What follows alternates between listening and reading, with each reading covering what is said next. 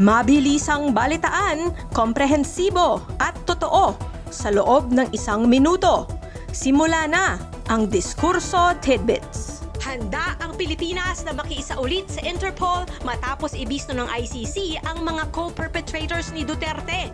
Yan ay ayon kay Yusek Claire Castro. Pero ayon naman kay Senator Ontiveros, walang senador ang pwedeng dakpin habang nasa sesyon ng Senado. Abangan na lang natin ang susunod na kabanata. Jinggoy at mga kasabwat, kabilang si Manuel Bonoan, grounded.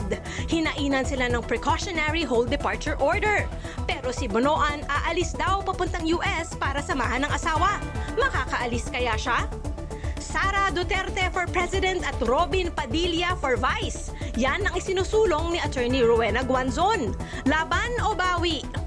Jay Sonza at Jeffrey Celis sinampahan ng kaso ng NBI dahil sa pagkakalat ng fake news tungkol sa health condition ni Pangulong Marcos. Ayan na naman sila. Balitang mabilis, komprehensibo at totoo. Yan ang Diskurso Tidbits. Basahin ang tungkol sa lahat ng yan at sa marami pang ibang nakatutuwa at makabuluhang balita sa diskurso.ph.